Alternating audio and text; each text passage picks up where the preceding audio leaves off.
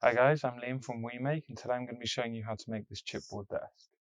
All the materials I used for this project I got from a site clearance. This is where the builders had finished building their leftover material. So when I drove past, I saw that, so I got chatting to them, and they're more than happy for me to take it, which saved me money as well as them because they'd have had to pay to get rid of it.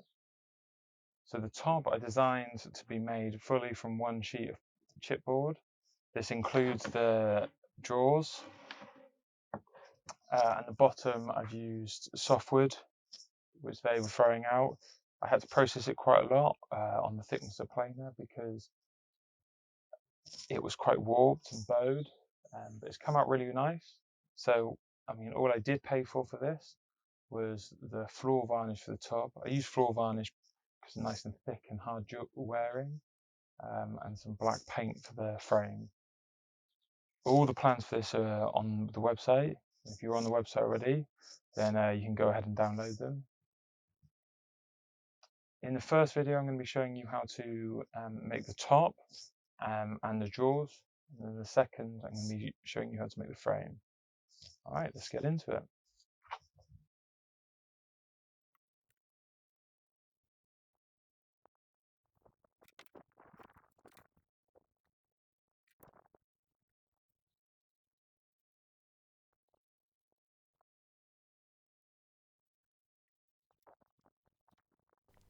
To start, I'm going to be cutting the sheet material to the size required. I've all the measurements already written down in a cutting list, that way I know what I'm cutting and I can work from big to small, meaning if I make any miscuts, that way I still have more sheet material that I can cut into and get the smaller ones out of those bigger miscuts. To make these long cuts through the sheet, I'm going to be using a straight edge. This will allow me to run my saw along it to make sure I have a nice perfectly straight line. A lot of people use rails, but I don't have one at the moment, so a straight edge clamped on will be good enough. I've measured from the distance of the edge of the bed of the saw to the blade, that way I can add that onto any measurements I'm cutting so I know where I'm clamping my straight edge to.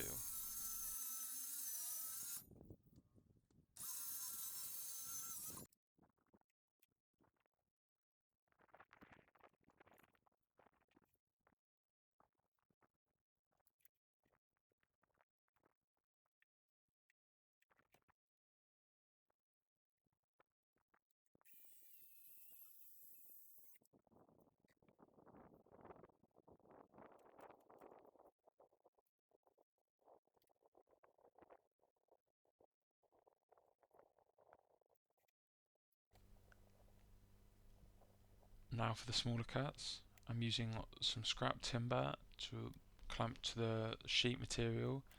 This allows support to the sheet, and once I've made the cut means that my offcuts won't fall and damage themselves on the ground. One thing you need to make sure of is that your saw is not set too deep, so it only just cuts through the sheet material and not through your supports.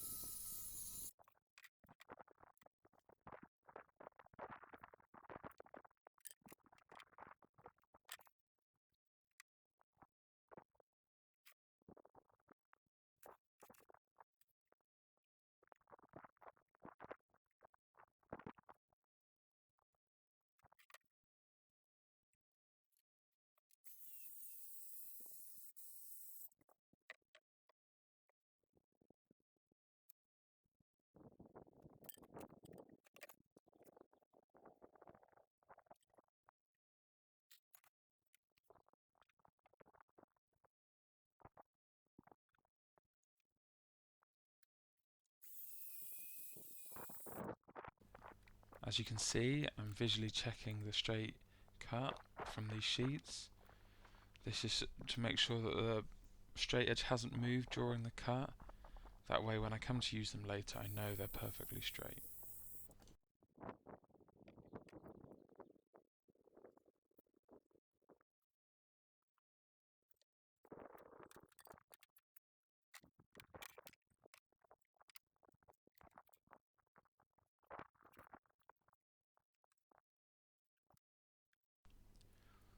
These smaller rips of chipboard are used for the sides of the desk as well as the drawer dividers.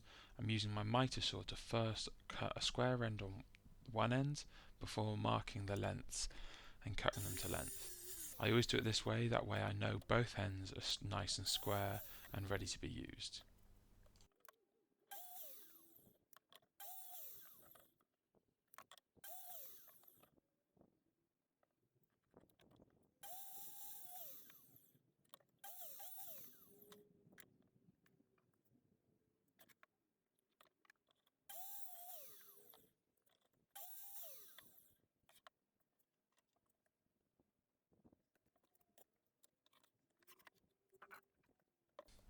Now it comes to cutting the top and the bottom sheets of chipboard of the desk to width.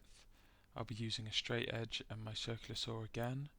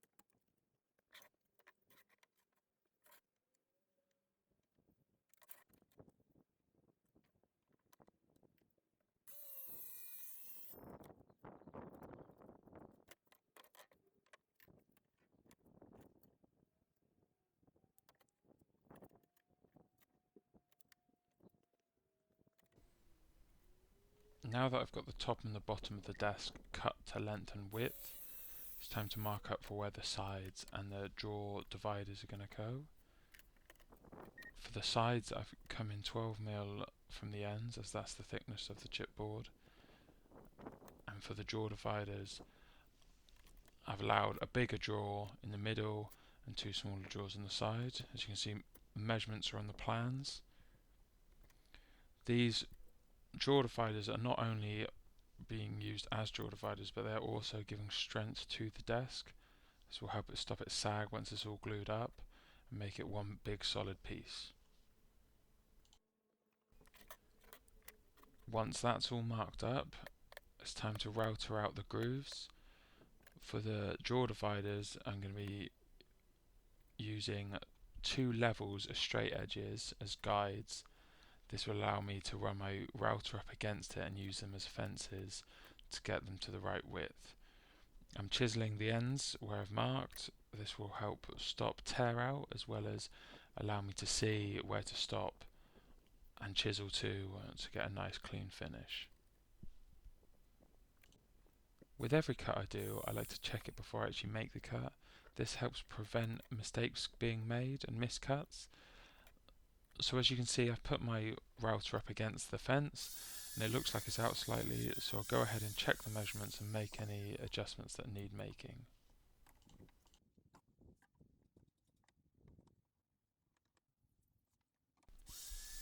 So as you can see, I'm moving up one side of the fence and then moving on to the other. This gives me 2 nice straight edges and a uniform depth throughout. I then like to check it with the timber that's actually going to be put in there. I quite often do this with different cuts to make sure everything fits right so that I can make any adjustments that are needed and recuts if necessary.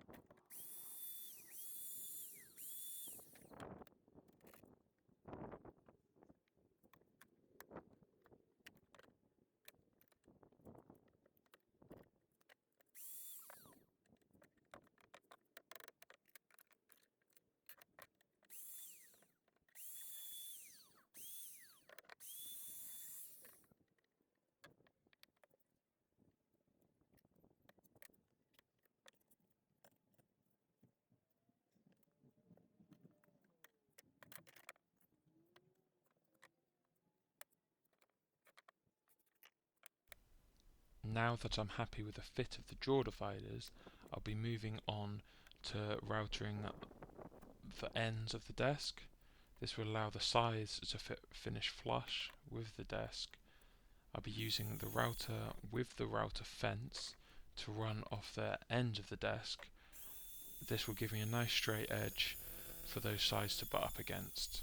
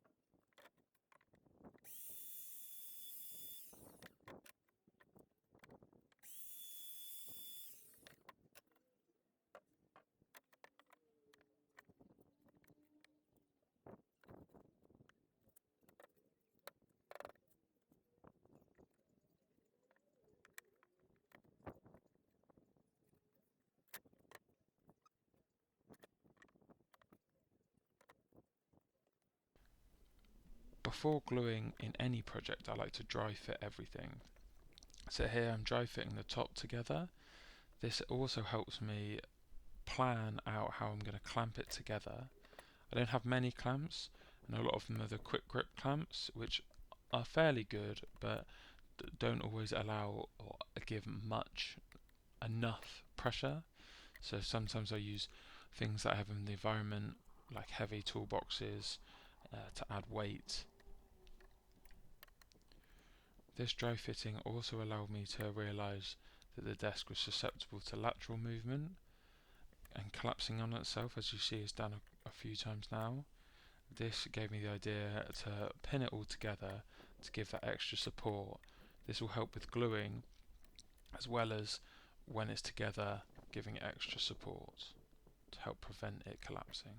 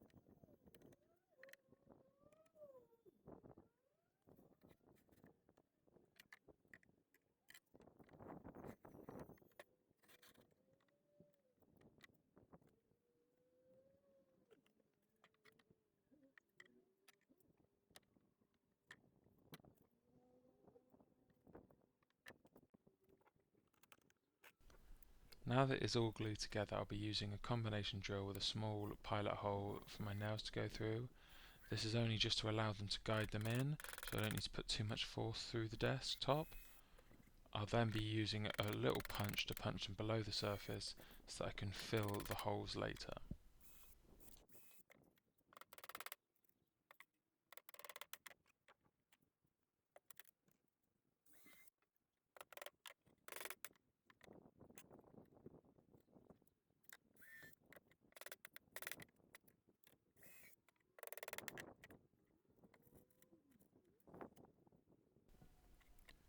I'll repeat the same process on the other side. As you can see, I moved the clamps around so that when I flipped it I didn't have them bothering me hitting the worktop. I was also very careful when I flipped it not to put any sideways movement on it.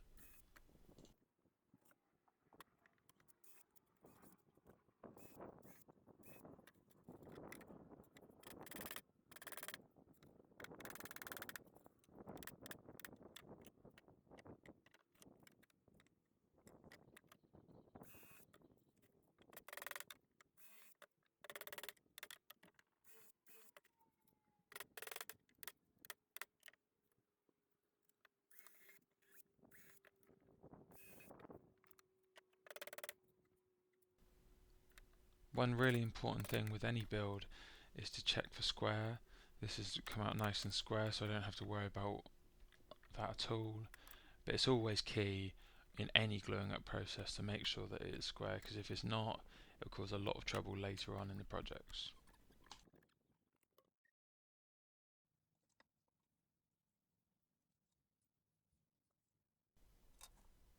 Now it's all glued up, it's time to cut the front angle on, as well as the cutout for where the drawer fronts will sit in. For this, I'll be using my straight edge, my circular saw set to my angle to cut the top and the bottom, a little handsaw just to cut the bits I can't get to with my circular saw, and a chisel to clean it all up.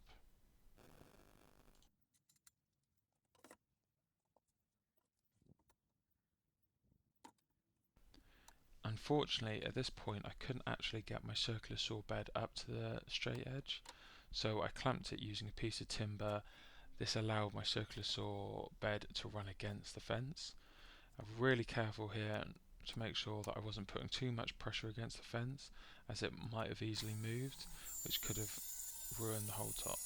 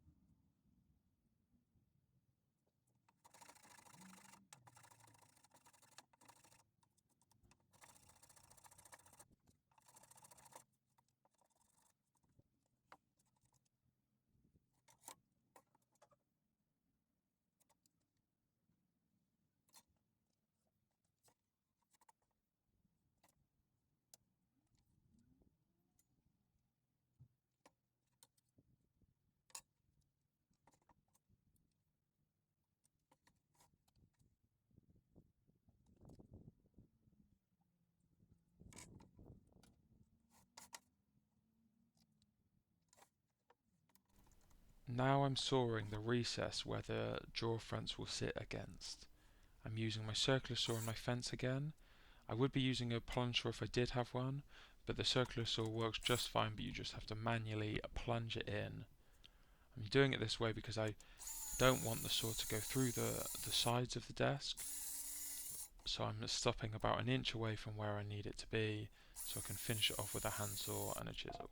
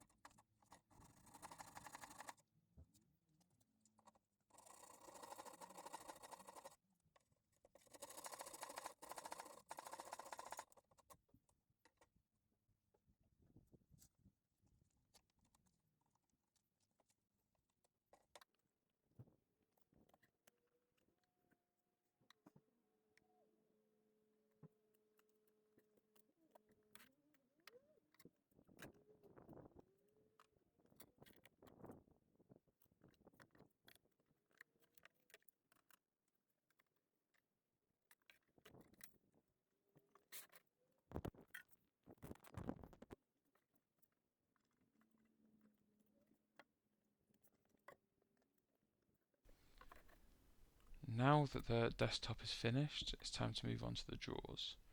I've designed these drawers to be made completely from chipboard. This does mean that they are slightly heavier construction, but does mean that the material you used is the same as the top and the wastage is minimal. To start these, I'll be cutting the fronts of the drawers and the sides. This does seem a little bit backwards because these are the smallest measurements, but these are the most important ones, because without these I can't make the drawers. That way whatever material is left will actually give me the depth of the drawers.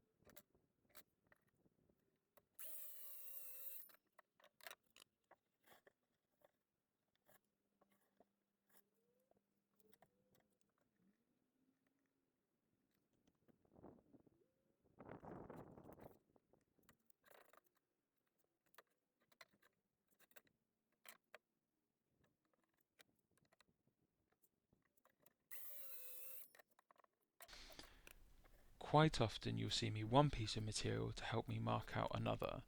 This is for when both pieces of that material need to be the same size. This way I know that the sizes will come out the same.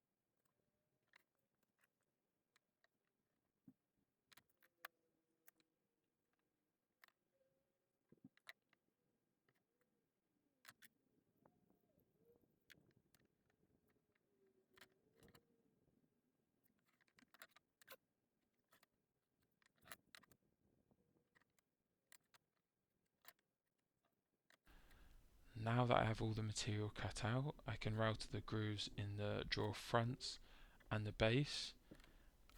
Construction wise, what I'm going to be screwing the sides and the back onto the base, and then gluing and nailing the drawer fronts onto that. This is a similar construction method I used in the desktop. This allows me to fill in the holes for the nails once it's all glued together.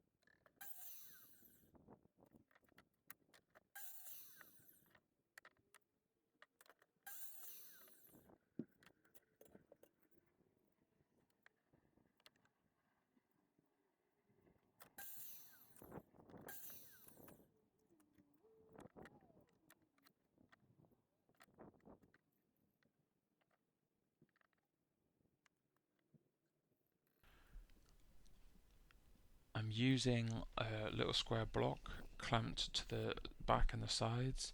This is a good way of getting around not having a corner clamp. I then can drill and screw them together, and repeat this process for all the sides.